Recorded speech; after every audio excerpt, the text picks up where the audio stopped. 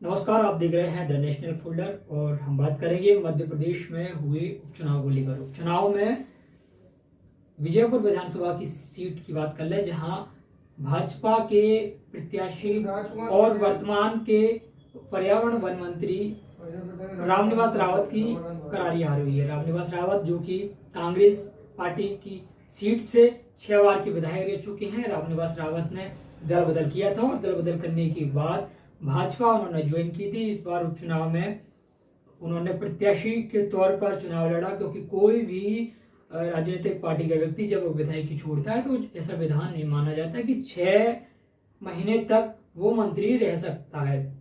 उपचुनाव कराना जरूरी रहता है, ये बेहद जरूरी होता है। उपचुनाव में उन्होंने चुनाव लड़ा जिसमें कांग्रेस के उनके प्रतिद्वंदी के तौर पर मुकेश मल्होत्रा थे। रामनिवास रावत को पटकनी दे दी। इससे बड़ा सबक भाजपा को अब लेना होगा, क्योंकि बेहद ही चिंता का गंभीरता का विषय है। जहां इकोन मध्य प्रदेश के मुखिया स्वयं मुख्यमंत्री लगातार विजयपुर में रैलियां कर रहे थे, चुनावी प्रचार में थे, तो अब उनको ये सोचना होगा और पार्टी कमान को भी ये सोचना है कि मुख्यमंत्री डॉक्टर मोहन यादव लगातार वहां रैलियां करते रहे, आखिर क्या कसर रह गई, क्या कमी रह गई अपने प्रत्याशी को जिताने के लिए। वहां की जनता ने आखिर बीजेपी प्रत्याशी को क्यों नहीं चुना है, क्यों रामनिवास रावत की हार हुई है। हार पर लगातार मंथन किया जाएगा, लेकिन अब रामनिवास रावत के करियर पर भी अब सवाल खड़े हो रहे हैं कि अब वो जाए तो जाए कहाँ, जहां दल बदल कांग्रेस से दल बदल करके कांग्रेस से नाता तोड़कर भाजपा में आए थे, और भाजपा में भी जब वो चुनाव लड़े तो अब वो चुनाव हार गए। अब वो यहाँ अब वो अपना राजनीतिक सफर कहाँ तय करेंगे, ये आगे के समीकरण, सियासी समीकरण बताएंगे। लेकिन फिलहाल हम आपको यही बता रहे हैं कि लगभग 7,000 मतों से रामनिवास रावत कांग्रेस के मुकेश मल्होत्रा से हार गए हैं। और सबसे रोचक बात और हैरानी वाली बात तो ये भी है कि रामनिवास रावत केंद्रीय मंत्री ज्योतिरादित्य सिंधिया के